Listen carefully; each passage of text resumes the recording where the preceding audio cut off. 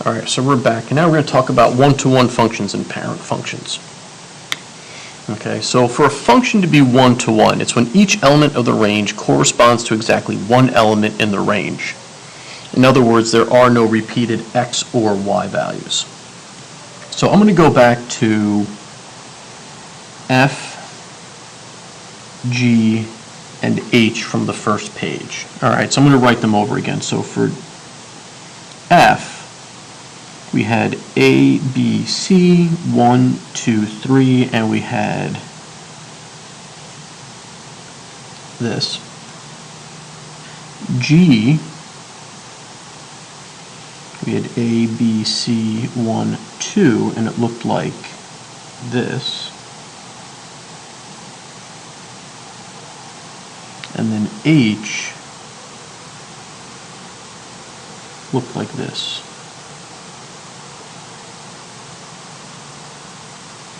So that's what F, G, and H looked like from our first page. Now, one of these is one-to-one. Well, let's go back for a second. This is a function. Function, yes. This was a function. Yes. And this one was not a function. Now, only one of these is one-to-one. All right. Can you guess?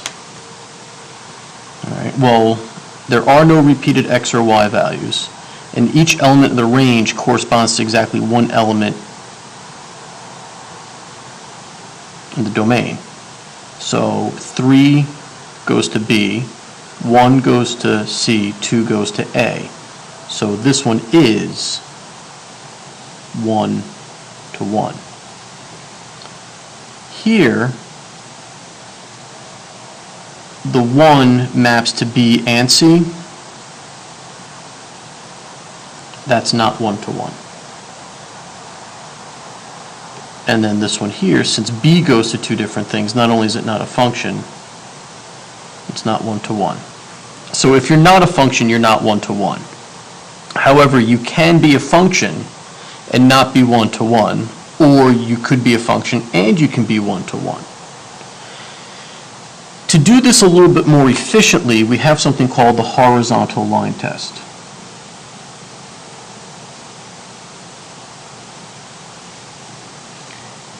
If a horizontal line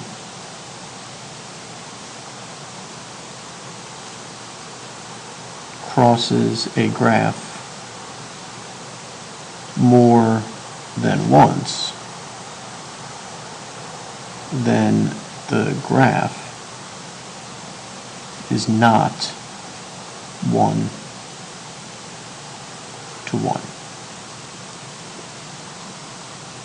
So what does this look like then? Well, let's revisit our friend the parabola. If we draw a horizontal line, it crosses it 2 times, not one-to-one. But then if we look at our friend the cubic, no matter how we draw a horizontal line,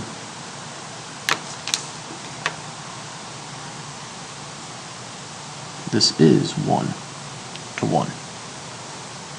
So that's what makes something a one-to-one function. Okay. Now we're going to move on to the idea of parent functions. Okay. So for a parent function, at this point with the parent function, we are concerned only with the shape of each graph.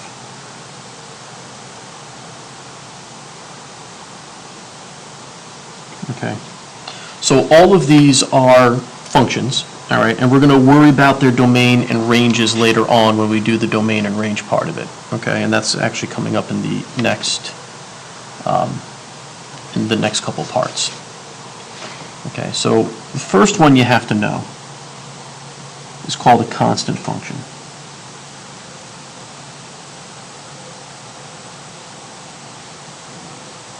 Constant function is f of x equals c.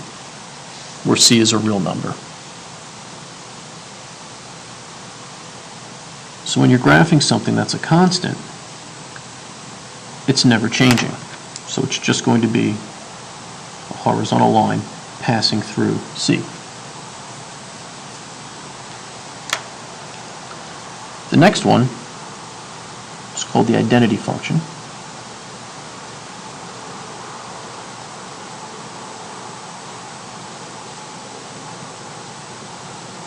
F of x equals x.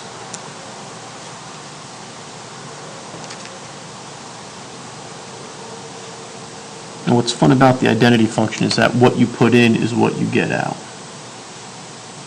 So it's a diagonal line, for lack of a better description. It has a slope of 1 and a y-intercept of 0. So f of 1 is 1, f of 5 is 5, f of negative 13 is negative 13. So whatever you put in is exactly what you get out. So that's your identity function. Okay. You also have what's called your absolute value function.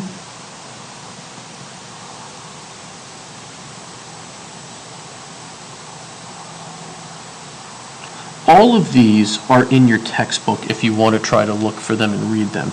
I would normally say, oh, just check it out on page number, whatever it is, but depending upon how you have the zoom on your computer changes how many pages are in your textbook.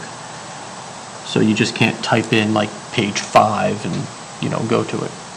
So your absolute value function looks like the letter V because it's f of x equals the absolute value of x. You're only going to get positive numbers out.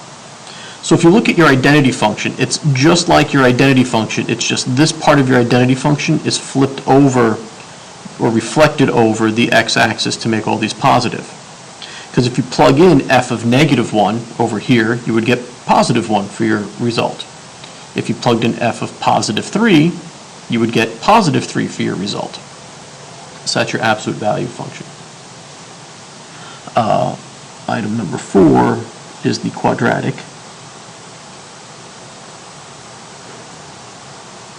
F of x equals x squared. We call this shape a parabola.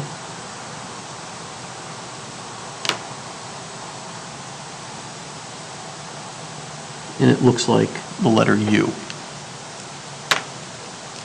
So if you plug something in like 4 over here, 4 squared would be 16. But then if you plug in negative 4 times negative 4 is a positive 16. They're all the way up there.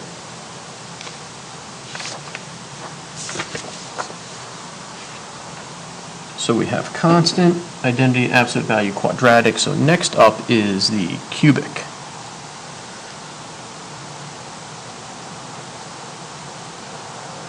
Cubic. F of x equals x to the third.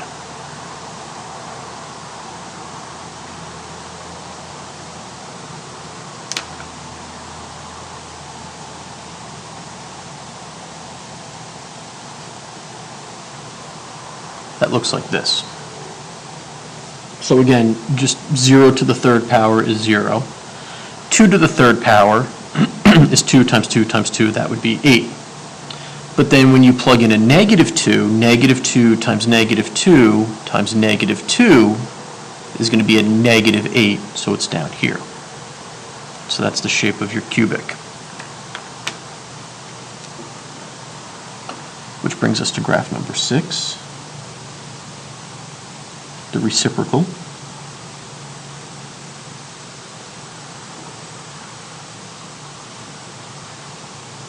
F of x equals 1 over x. This is a cool looking graph. The reciprocal graph is only in quadrants 1 and 3.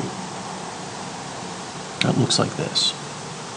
So you're taking the reciprocal of a number. So if you think about f of 1 would be 1 over 1, which is 1. So here's the point 1, 1. Okay? But as you get larger going out this way, f of 5 would be 1/5. F of 100 would be 1/100th. So the larger your x value gets, the smaller your y value becomes.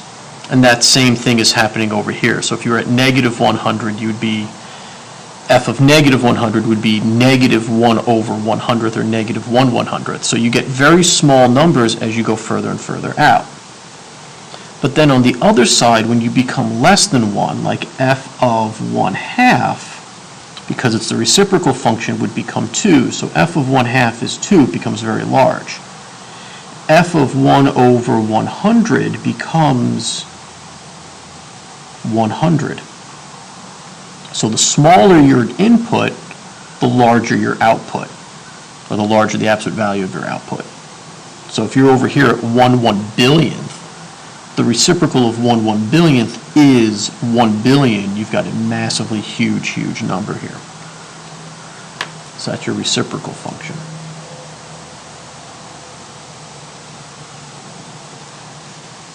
Item 7 is the reciprocal squared.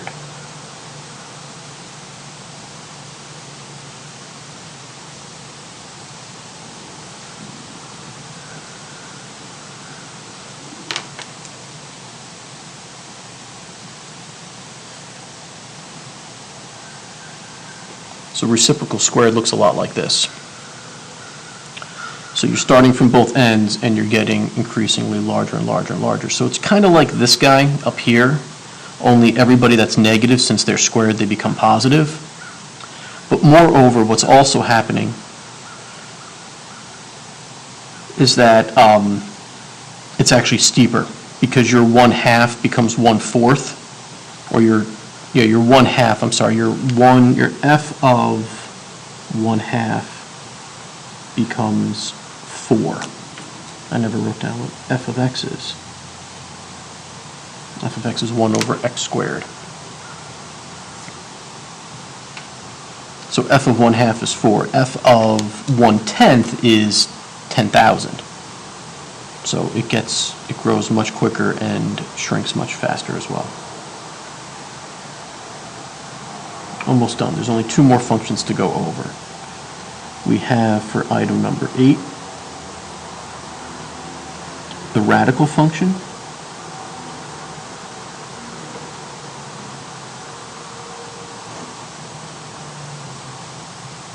F of x equals the square root of x.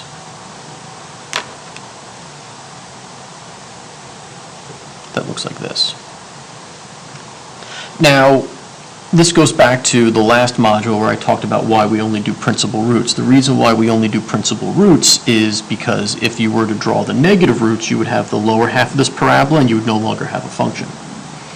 So f of 2 is the square root of 2. F of 4 is the square root of 4, which is 2. F of 9, square root of 9, which is 3.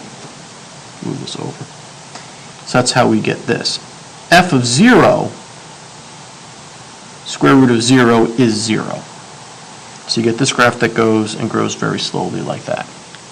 That's your radical function. And then the last one is the cube root function, 9 ix, cube root.